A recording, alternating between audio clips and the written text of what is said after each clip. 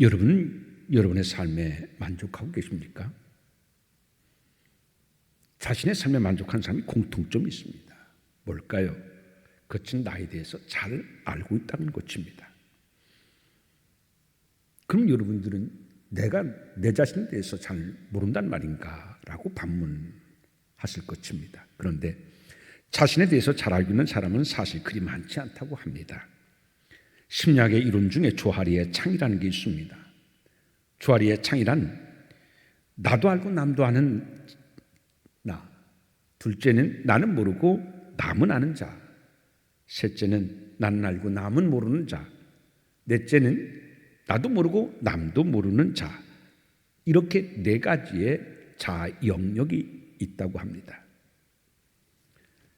그런데 첫째로 나도 알고 남도 아는 자를 열린 자 이렇게 얘기합니다. 예를 들어 내가 자신감이 부족하다는 것을 나도 알고 남이 압니다. 그런데 열린 사람의 자의 사람들은 이런 자신의 부족한 모습을 굳이 숨기지도 부인하지도 않습니다. 그런데 이런 사람들은요, 나도 알고 남도 아는 열린 자를 갖고 사는 사람들은요, 굉장히 삶의 자세가 긍정적이고요, 다른 사람들과 굉장히 좋은 원만한 인간관계를 맺고 사는 사람들입니다. 그런데 나는 모르고 남은 나를 잘 아는 자를 가리켜서 뭐라고 얘기하냐면 눈먼 자 그렇게 얘기해요. 눈먼 자, 내가 나를 잘 모른다는 얘기예요. 다른 사람은 다 알아요. 예를 들어서 사람들은 나를 좋은 사람이라고, 신뢰할 만한 사람이라고, 정직한 사람이라고 생각할 거야 라고 그렇게 생각해요. 근데 다른 사람들은요, 그 사람을 그렇게 신뢰할 만한 사람, 진실된 사람이라고 생각하지를 않아요. 오히려 다른 사람들은 그렇게 생각하지 않는데 자신은 다른 사람이 그렇게 생각할 줄 알고 또 자신도 나는 그런 사람일 거야 라고 얘기해요. 자기 자신에 대해서는 모르는 거죠. 이것을 눈먼 자 이렇게 얘기합니다. 이런 사람들은요, 자신의 모습을 객관적으로 바라보려고 하는 노력을 해야 됩니다. 자기를 객관화시켜야 돼요. 세 번째는요, 나는 알고 남은 모르는 자가 있습니다. 그것을 가리켜서 숨겨진 자 그렇게 얘기를 해요. 사람들은 누구나 다른 사람에게 숨기고 싶은 내 모습이 있습니다. 이것을 가리켜서 사회적 가면을 쓰고 산다고 이야기를 해요. 그래요. 우리는 다 사회적 가면을 쓰고 살아가고 있어요. 어떤 때는요, 굉장히 자존심이 상하는데도 불구하고서 자존심이 상하지 않은 것처럼 그렇게 행동할 때가 있어요. 가면을 쓴 거죠. 나는 사실은요, 굉장히 불쾌한데 괜찮아, 상관없어. 굉장히 쿨하게 보이려고 해요. 다 숨겨진 자아죠. 사실은 겁도 많고, 사실은 굉장히 걱정, 근심도 많이 있는데도 불구하고 다른 사람들 앞에서는요, 약한 척이 아니라 센 척해요. 이게 바로 뭐냐면 가면에 해당되는 나는 알고 다른 사람은 모르는 숨겨진 자아입니다. 내가 이렇게 내 약점, 단점을 보여주면, 숨겨진 자아를 보여주면 다른 사람들은 나를 어떻게 생각할까? 나를 비난하고 손가락질하고 나에 대한 평가가 안 좋을 거라고, 그러면 나는 감당하기 어려워, 힘들어 라고 해서 이런 사람들은 자꾸 숨겨진 자아의 모습으로 살아갑니다. 이런 사람들은 긍정적이지 못해요. 그리고 마지막 네 번째로 나도 모르고 남도 모르는 미지의 자아가 있습니다. 이것을 무의식의 영역이라고 그래요. 나에게 그런 것이 있는지 죽을 때까지 모르는 내가 있어요. 다른 사람도 내가 죽을 때까지 저 사람이 저런 모습이 있는 줄 모르는 거예요. 이게 미지의 자아예요. 그런데 이 미지의 자아의 영역이 많다고 하면 이런 사람들은요, 다른 사람들과 잘 섞이지를 못해요. 고립되어 있어요. 그리고 삶에 대한 태도가 굉장히 부정적인 확률이 높아요. 이런 사람들은 반드시 심리치료를 받아보는 것이 건강한 삶을 사는데 매우 필요합니다. 결국 조아리의 창은 나와 타인과의 관계 속에서 내가 어떤 것을 개선하면 좋을지를 보여주는 분석 틀입니다. 변화되어야 된다는 얘기예요. 변화되지 않으면 행복하게 성숙하게 살 수 없기 때문에, 그러면 내가 어떤 면에서 내가 변화되어져야 되느냐, 이걸 잘 보여주는 것이 조아리의 창이거든요. 그런데 여러분, 500년 전에 그 장로교의 교리를 닦은 존 칼빈이라고 하는 분은 기독교 강요라고 하는 책을 썼는데, 이 기독교 강요에서 사람 두 가지의 지식이 있다, 그렇게 얘기를 해요. 두 가지 지식이 뭐냐면, 하나는 하나님을 아는 지식, 두 번째는 나를 아는 지식이다, 이렇게 얘기해요. 근데 여러분, 하나님을 아는 지식과 나를 아는 지식, 이 둘 중에 어느 것이 더 어려울 것 같습니까?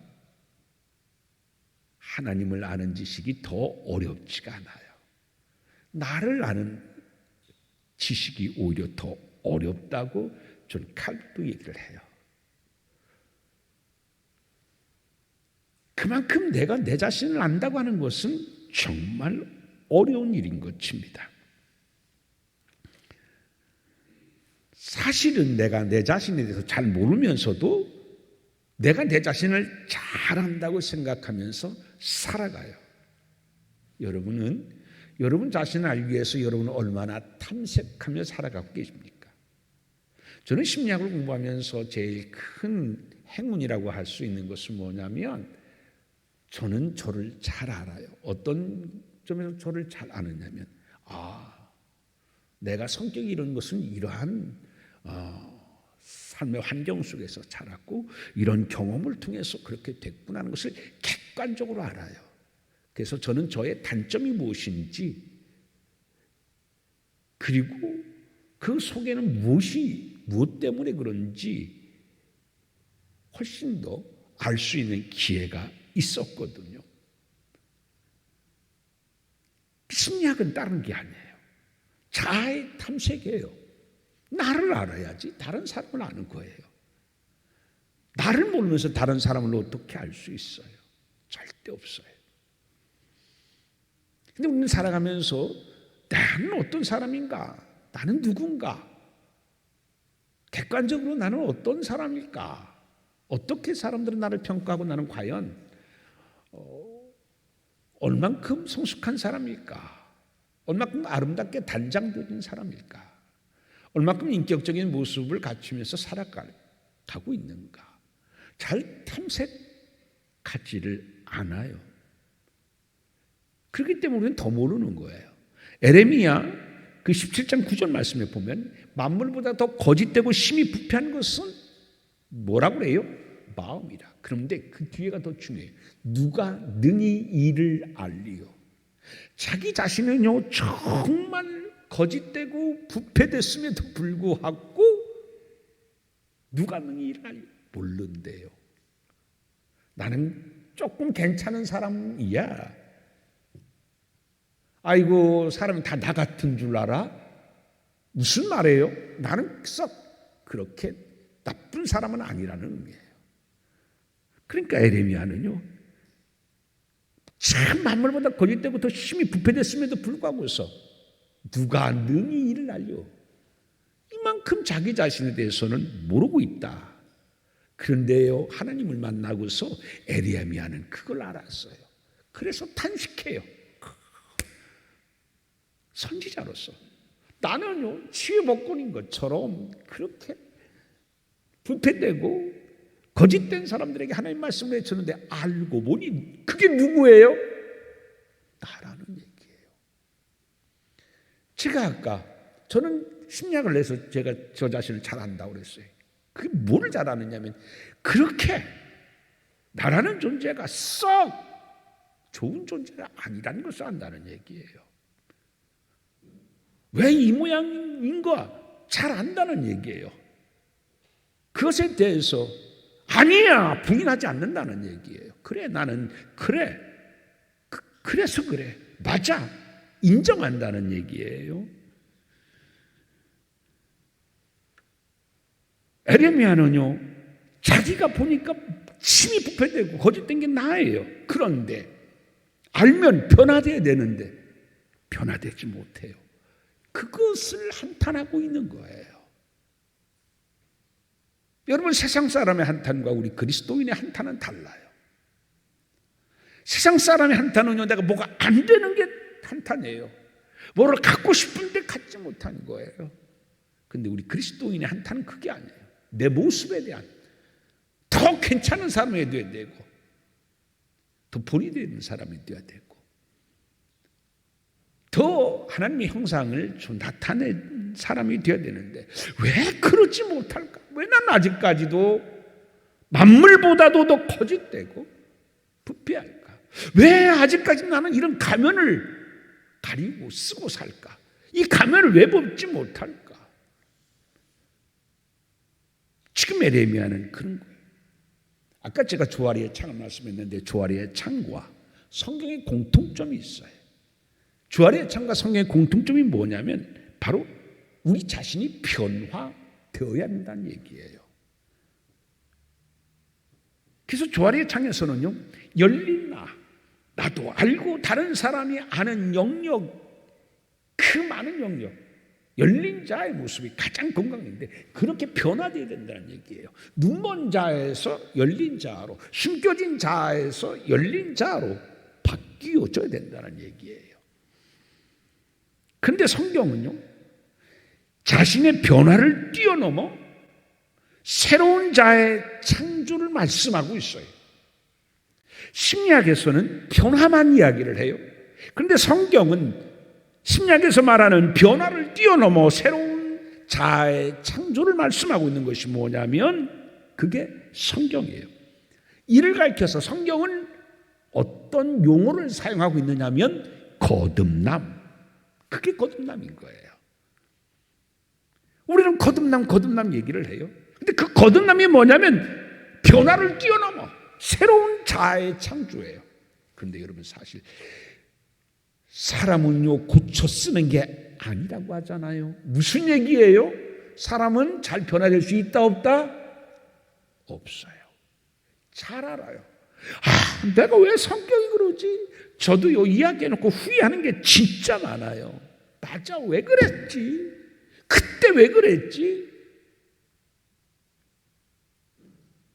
다시는 하지 말아야지 하는데 또 그럴 때 또 있어요.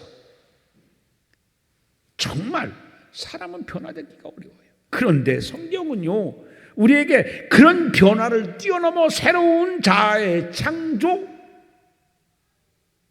그것이 우리여야 된다는 얘기예요. 그게 뭐냐? 그게 거듭남이다. 본문 3절에서 예수님은 사람이 거듭나지 않으면 하나님 나라를 볼 수 없다, 이렇게 말씀하셔요. 그런데 이 거듭남을요, 이 요한복음 3장 3절에만 있는 얘기가 아니에요. 다른 용어로 많이 이야기되고 있어요. 요한복음 1장 13절, 요한 1서 3장 9절에서는 이 거듭남을 하나님께서는 난 자, 하나님께서 나다, 하나님께로부터 나다, 이렇게 표현하고 있습니다. 바울은 에베소 2장 1절과 에베소 2장 5절에서 살아나다, 이렇게 표현하고 있어요. 다시 살아나는 거래요. 로마서 12장 2절과 디도서 3장 5절에서는 새롭게 되다, 이렇게 표현하고 있습니다. 이처럼 성경은요, 곳곳에서 예수님도 그렇고 그리고 바울도 그렇고 여러 곳에 서서 이 거듭남에 대해서 강조하고 있어요. 그래서 거듭남은 성경에서 가장 중요한 말입니다. 우리가 교회를 에클레시아라고 그러잖아요. 구별되다라는 얘기예요. 교회를 에클레시아, 구별되다라고 하는 말의 시작, 출발은 뭐냐면 그리스도인은 거듭났기 때문에 그래요.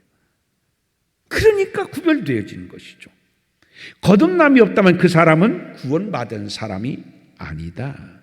그런데 여러분, 여기서 중요한 게 있어요. 뭐냐면 제가 다 아는 얘기 같은데 뭐로 또 설교하냐면 여기에 있어요.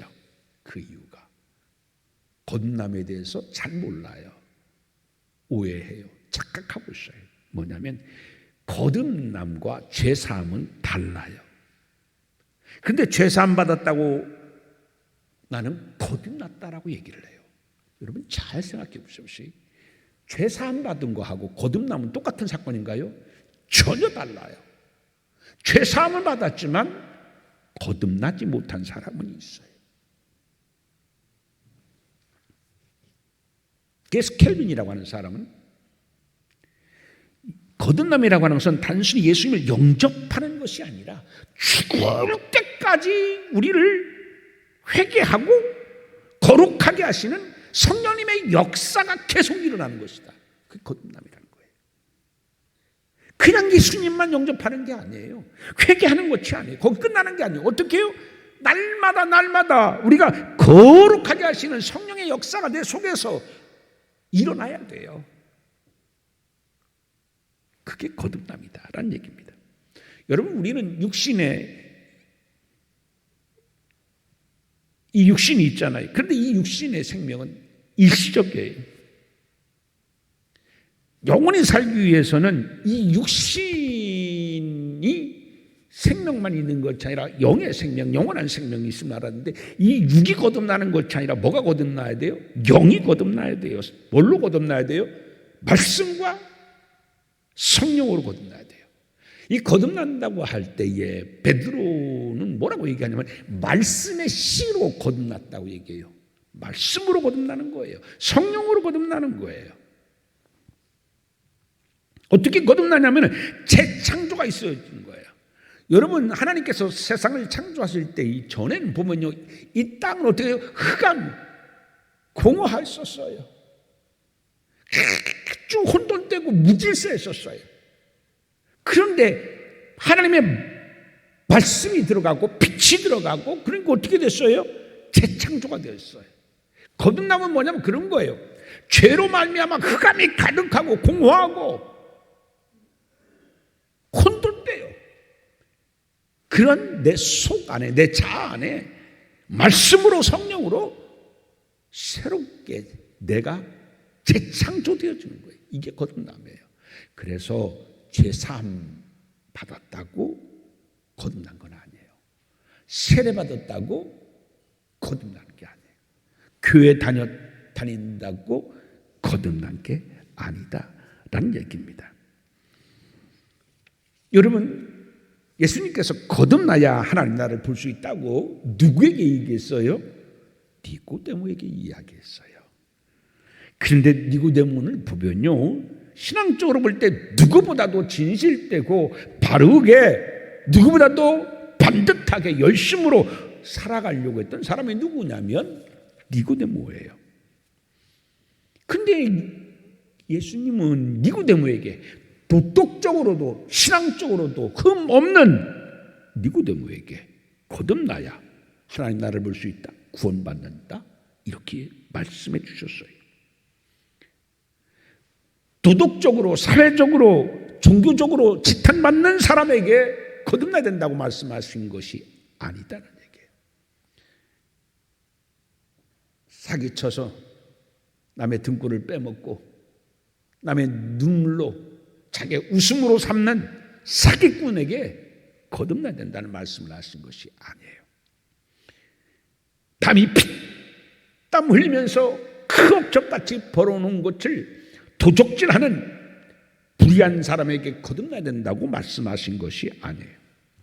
술만 먹으면은 남을 괴롭게 하고 남을 때리는 폭행범에게 거듭나야 된다 말씀하신 것이 아니에요.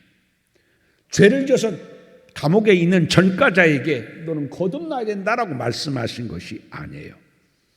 사람들에게 존경받고 있는 사내들의 공회원이었었던 니고데모에게 예수님께서는 너가 거듭나야 돼. 여러분 이 말씀은 니고데모에게 엄청난 충격이었을 거예요. 기준이 있잖아요. 사회 기준이 있어요. 도덕적으로 이좀만 하면은 도덕적으로 훌륭한 사람이야, 흠없는 사람이야 기준이 있어요. 이 니고데모는 보편적 사회적 기준보다 높은 사람이에요. 도덕적으로도 그렇고 신앙적으로도 그렇고. 그런데 그런 니고데모에게 너 거듭나야 돼. 어떻게 보면 니고데모에는 수치스러운 얘기일 수 있어요. 니고데모의 신앙을 인정하지 않는 거잖아요. 너 그런다고 갈 수 있는 것 같아? 아니야. 거듭나야 돼. 여러분, 제가 여러분에게 지사님, 권사님, 장로님 거듭나십시오라고 말하면 여러분은 어떤 생각이 들까요? 뭐야? 나를 무시하나? 너 새신자도 아닌데 나보고 거듭나라고? 아니 내가 거듭나지 않았다면 누가 거듭나? 이렇게 생각할 수도 있어요. 니고데모도 그랬을지도 몰라요. 니고데모는요 정말 바르게 반듯하게 인품적으로도 반듯하게 살아가려는 사람이, 그래서 진지한 신앙에 진지한 사람이기 때문에 그 밤중에 찾아와 가지고 예수님한테 이런 질문을 했잖아요. 그런데 그렇게 제대로 믿어보려고 하고 바르게 신앙생활 하려고 하는 니고데모에게 더 거듭나야 돼, 그렇게 말씀하셨어요. 조지 휘필더라는 목사님이 계셨습니다. 근데 이 조지 휘필더 목사님의 18번 설교가 뭐였었느냐면 거듭나야 한다라는 것이었습니다. 이 거듭나야 된다는 이 목사님의 설교를 듣고 한 청년이 큰 은혜를 받았어요. 아, 그래, 교회 다녀야 되는 게 아니라 거듭나야 되는 거구나. 기도해야 되는 게 아니라 거듭나야 되는 거구나. 찬양해야 되는 것이 아니라 거듭나야 되는구나. 거듭나서 기도하고 거듭나서 찬양하고 봉사하는 게 중요한 것이 아니라 거듭나서 봉사해야 되겠구나. 그래야 그게 향기가 있고 하나님이 기뻐하시는 것이거든요. 이게 거듭난다는 게 얼마나 중요하고, 나는 이전까지 교회만 다녔었지 거듭나지 못한 신앙의 사람이었었구나 깨달았어요. 얼마나 큰 은혜를 받았는지 몰라요. 그래서 이 청년은 조지 휘필더 목사님 집회 때마다 따라다녔어요. 은혜 받으려고. 그런데요, 이 조지 휘필더 목사님은 가는 곳마다 거듭나야 된다는 말씀만 전하는 거예요. 여기 집회 가서도 저기 집회 가서도 계속 거듭나야 된다는 말씀만 하시는 거예요. 세봤어요. 똑같은 선교를 70번을 들었어요. 같은 설교를 계속 다른 설교, 다른 말씀을 좀 해주시면 좋은데 70번이나 그래요. 그래서 하루는 목사님에게 이 청년이 따지듯이 물었어요. 목사님, 오늘도 역시 거듭나야 된다는 말씀을 전하셨는데 오늘이 몇 번째 거듭나야 된다는 말씀을 제가 들은 줄 아십니까? 제가 들은 것만도 70번째입니다. 언제 새로운 설교를 하시려고 그래요? 이렇게 물었습니다. 그때 조지 휘필더 목사님이 이렇게 얘기합니다. 왠줄 아느나? 아직 거듭나지 않았기 때문이야. 사람들은요, 예배 드리면 거듭난 줄 알아요. 세례 받았으면 그게 거듭난 줄 알아요. 죄 사함 받았으면 거듭난 줄 알아요. 거듭났습니까? 라고 물으면 여러분은 자신 있게 손들 사람들이 많이 있을 거예요. 근데 정말 당신의 마음속은 하나님의 거룩한 영으로 재창조되었습니까? 그래서 죄된 것이 다 십자가에서 묻고 예수 안에서 새로 태어나셨습니까? 예수 안에서 당신의 성격이, 성품이, 인격이 변화됐고 언어가 변화됐고 행실이 변화됐고 가치관이 변화됐고 삶의 모습이 바뀌어졌고 다른 사람의 평가가 달라졌고 라고 물으면은 점차 자신감을 잃어요. 심리학에 보면 여러 가지 자아 검사하는 게 있어요. 검사를 해보면요, 나는 이 정도 나올 줄 알았는데 막상 검사를 해보면 그렇지 못한 게 참 많거든요. 여러분, 바닷가재는 성장하기 위해서는 자기의 속살을 보호해 주던 단단한 옛 껍질을 스스로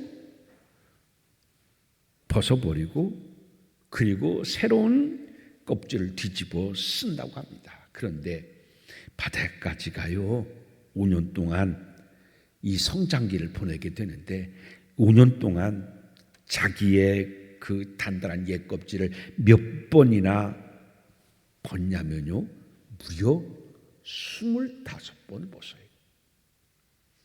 1년에 5번 정도는 벗는 거예요. 저는 이걸 알고 굉장히 사실 충격이었어요. 아니, 바닷가재도 자기가 성장하기 위해서 5년에 25번의 그 단단한 옛 껍질을 벗어버리는데 나는 1년에 몇 번이나, 아니 1년이 아니라 5년, 10년에 몇 번이나 껍질을 내가 벗고 정말 거듭남의 경험을 몇 번이나 난 하고 있는가. 우리는 예수 믿으면 다 됐어요. 졸업한 줄 알아요. 거듭남도 졸업한 줄 알아요. 그렇지 않습니까? 거듭남도 이미 다 이수한 줄 알아요.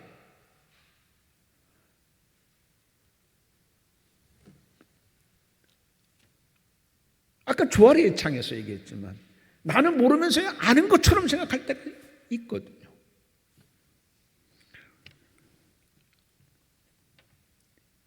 맨 처음에 여러분 다 그런 경험이 있을 거예요. 예수님 처음 믿었을 때 그 십자가가 나에게 어떤 의미인지 깨달았을 때에 진짜 십자가 붙들고 아마 여러분도 눈물 콧물 다 쏟아보면서 하나님, 내가 죄인입니다. 내가 정말 이런 형편없는 사람입니다. 그리고 그런 죄된 나, 진짜 무지렁이 같은 나, 그 나를 하나님 앞에 애통하며 회개하며 하나님 앞에서 날마다 내가 새롭게 태어나야겠습니다 라고 여러분 아마 회개한 기억이 있을 겁니다. 그런데 그래서 예수의 속살이 옛 껍질이 벗겨지고 여러분 마음속에 예수님의 속살이, 예수님의 형상이 새로 그렇게 채워져 가고 있습니까? 거듭남이라고 하는 것은 바로 그런 겁니다. 에스겔 16장 4절의 말씀에 보면 아주 충격적인 말씀이 있습니다. 너의 난 것을 말하건대 내가 날 때 내 배꼽줄을 자르지 아니하였고, 이스라엘 사람들에게 하신 말씀인데요. 뭐를 자르지 아니했대요? 배꼽줄을 자르지 아니하였다. 배꼽줄이 뭐냐면 탯줄이에요. 탯줄.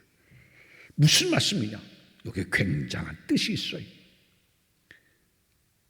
여러분, 어린아이는 엄마 뱃속에 있을 때는 뭐를 통해서 영양 공급을 받습니까? 탯줄을 통하여. 어떻게 숨을 쉬어요? 탯줄을 통하여.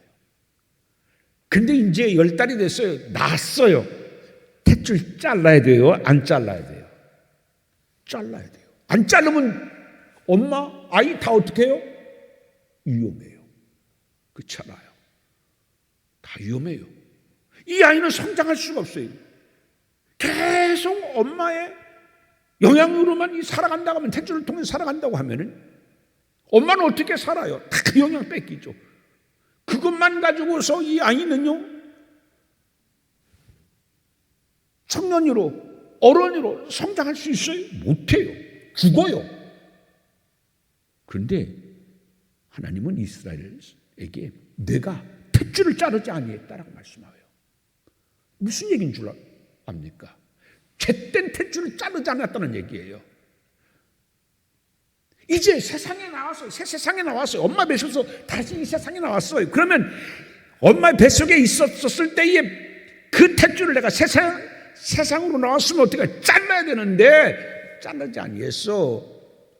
죄된 옛 너의 자속에 있었어. 이제는 신앙 안에서, 하나님 안에서 새로운 세상을 너에게 하나님이 주셨어. 그러면 너는 이제 새 세상 사람이 된 거야. 하나님의 사람이 된 거야. 그러면 어떻게 해야 돼? 그걸 어떻게 해요? 탯줄을 잘라야 돼. 너는 근데 자르지 않았어. 이스라엘 사람들은 자기 선민인 줄 알아요. 우리는 구원받았어. 아니야. 너 아직까지 옛된 자아의 탯줄 자르지 않았어. 죄의 탯줄, 옛자 그 자르지 않았어. 그리고 너는 죄의 탯줄을 자르지 않았으면서도 나는 거듭났다고 생각하고 있다는 얘기예요. 결국 무슨 얘기냐면 거듭남은요, 죄의 탯줄을 자르는 거예요. 죄의 탯줄을 자르고 어떻게 해요? 새 세상으로 새롭게 태어나는 거예요. 그게 이 에스겔 16장 4절에서 너의 탯줄을 자르지 아니하였다. 거듭남은 뭐냐면 바로 죄의 탯줄을 자르는 거예요. 죄 용서함 받는 것에 그친 것이 아니라 하나님 내 죄를 용서해 주세요 회개하는 것이, 거기에 그치는 것이 아니라 죄 사함을 받는 것이 아니라 뭐를 잘라야 돼요? 죄 탯줄을 가감하게 잘라야 돼요. 뭘로 통해 잘라야 돼요? 말씀의 검과 성령의 검으로 잘라야 돼요. 그 경험이 있어야 돼요. 근데 그 경험은 한 번 갖고 되지를 않아요. 아까 얘기했잖아요. 바닷가지는요 5년에 몇 번? 5년에요 무려 25번씩 25번씩. 그러면 나는 옛된 자아를 벗기 위하여 얼마나 1년에 몇 번 하나 정말 하나님 앞에서 눈물로 내 가슴을 찢어가며 눈물로 회개하며 거듭나기 위해서 그렇게 몸부림치고 있는가. 여러분 로마서 7장 보세요. 오라 나는 곤고한 사람이로다. 바울같이 대단한 사람, 모든 세상의 것을 분토처럼 다 예수를 위하여 버리고 주를 위하여 헌신한 사람, 그런 그도요 오호라 나는 곤고한 사람이로다. 내가 어찌하여 원하는 바 선은 행하지 아니하고 원하지 아니하는 악만 행하냐. 왜 나는 성령의 법으로 나를 사로잡 그런 삶을 살고 싶은데 아직까지 죄의 법, 사명의 법에선 내가 그거 끊지 못했구나. 그게 뭐냐면요, 이 에스겔 16장 4절에서 이야기하고 있는 배꼽줄, 죄의 배꼽줄, 탯줄 자르지 못한 것을 그는 한탄하며 애통하며 하나님 앞에 몸부림치고 있습니다. 성도라고 해요. 우리는 성도가 뭡니까? 거룩한 거예요. 거룩한 겁니다. 여러분, 도금은 금으로 쳐주지를 않아요. 도금한 걸 가지고 이거 5돈입니다. 누가 5돈 쳐주나요?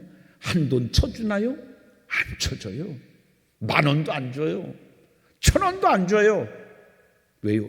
도금이에요. 순금이 돼야 돼요. 거듭남은 뭐냐면요, 그렇게 변화되는 거예요. 도금한 게 아니라, 죄사함만 받는 게 아니라. 여러분 잘 알잖아요. 솔개는 약 70년의 수명을 누릴 수 있는 새예요. 근데 70년 동안 장수하려면 이 솔개는 약 40세가 되었을 때에 그는 매우 고통스럽고 중요한 결심을 해야 돼요. 왜냐하면 40년 동안 살면요, 이 솔개는 발톱이 노화돼 가지고서 사냥감을 효과적으로 잡아챌 수 없게 되어져요. 부리도 길게 자라서 가슴에 닿을 정도로 구부러져 있어서 이 부리도 사용할 수 없게 되어져요.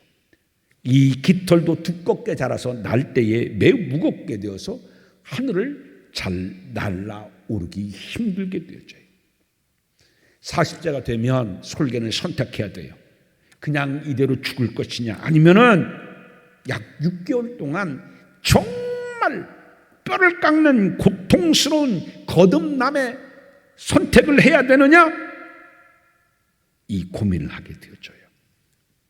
고민이 끝나면 거듭남을 선택한 솔개는 부리로 자기의 부리로 바위를 쪼아 자기의 부리를 깨고 그리고 빠지게 만들어요. 여러분, 이 빠지는 거 어렵잖아요. 이 빠지는 게 어렵겠어요? 자기의 부리를 그렇게 깨가지고서 부러뜨려서 빠지게 만드는 게 더 어렵겠어요? 부리죠, 부리. 그런데 솔개는요, 자기의 부리를 바위에 사나없이 내리쳐서 부리를 깨뜨려요. 부셔요. 그리고 부리를 빠지게 만들어요. 그러면 서서히 새로운 부리가 돋아나는 거예요. 그리고 새로 돋은 부리로 이제는 어떻게 하냐면 자기의 발톱을 하나하나 뽑아내요. 여러분, 손톱을 빼내는 게 어려울 것 같아요? 발톱, 그걸 빼내는 게 어려울 것 같아요? 여러분, 맞지도 않고 이 솔개는요, 부리로 자기의 발톱 하나하나 다 뽑아내요. 그래야 그 뽑아낸 발톱에 새 발톱이 나는 거예요. 그리고 발톱이 다시 자라게 되면 이제는 그 날개의 깃털을 자기의 부리로 하나씩 뽑아내요. 얼마나 아프겠어요? 자기의 깃털이 한두 개예요? 아니죠. 많죠. 두꺼워지고 무거워졌던 깃털을 아픔을 참아가며 고통을 참아가며 솔개는 자기의 깃털을 하나씩 뽑아냅니다. 그렇게 약 반년 동안 새로운 자아가 되기 위해서 정말 고통의 시간을 보내요. 그렇게 되면 솔개는 이제 40세의 늙은 솔개가 아니라 다시 젊디 젊은 솔개가 되어져서 다시 힘차게 하늘로 날아 오를 수 있게 됩니다. 솔개도 바닷가재도 이처럼 그들도 더 성장하고 더 살기 위하여서 그렇게 거듭남의 모진 고통의 시간들을 견뎌내요. 솔개는 이렇게 해서 40년 살 걸 30년 더 살아서 70년 살게 되었죠. 30년 살기 위해서 30년 더 살기 위해서 솔개는 이런 모진 고통을 스스로 해요. 스스로 부리로 바위를 쳐서 부리를 뽑아내고 발톱도 뽑아내고 자기 깃털도 뽑아내요. 몇 년 더 살기 위해서 30년. 그런데 예수님 말씀해요. 거듭나면 30년 더 사는 게 아니에요. 몇 년 살아요? 몇 년이 아니에요. 영생하는 겁니다. 30년 더 살기 위해서 몇 년 더 살기 위해서 바닷가재나 솔개는 이렇게 새로운 자아를 변화시키기 위해서 모진 애를 씁니다. 우리 그리스도인 어떻게 될까? 여러분, 거듭남의 의미를 다시 한번 생각해 보고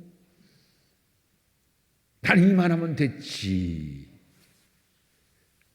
아니라 정말 거듭남의 사람이 되어져서 내 속에 새로운 하나님의 형상으로 창조되어지는 성령으로 새로워지는 우리가 되어져서 빛처럼 소금처럼 살아갈 수 있는 우리 모두가 되기를 바랍니다. 세상의 탯줄을 끊는 우리 모두 되어지기를 바랍니다. 죄 용서만이 아니라 세상의 죄된 탯줄을 끊고 예수님 안에서 새로 거듭나서 새 생명을 누리며 사는 우리 모두가 되어지기를 주님의 이름으로 축원드립니다. 기도합니다. 하나님 아버지, 이 시간 우리의 아니함과 해함과 게으름을 용서하여 주옵소서. 거듭남의 모습으로 살지 못한 것도 우리가 알지 못하고 안일하게 살았었음을 이 시간도 고백드립니다. 나는 왜 아직까지 이렇게 누추한 죄된 모습으로 죄의 냄새를 피우며 살아가는가? 거룩한 고민을 하지 못하고 교회 다니는 것으로 우리가 만족하고 산 우리의 어리석음과 게으름을 용서하여 주옵소서. 주님, 거듭남의 비밀을 내적으로 경험할 수 있는 은총이 우리에게 있어지기를 원합니다. 아직까지 우리를 사로잡고 있는 악한 생각과 죄들, 즉 영혼에 흠이 있다면 그것을 포기하게 하시고 주님 앞에 자백하여 내려놓고 고침받고 새로운 속사람이 태어날 수 있도록, 그래서 명실상부한 하나님의 자녀요 그리스도의 제자로 살아가는 우리 되게 하여 주옵소서. 예수님 이름으로 기도하옵나이다. 아멘.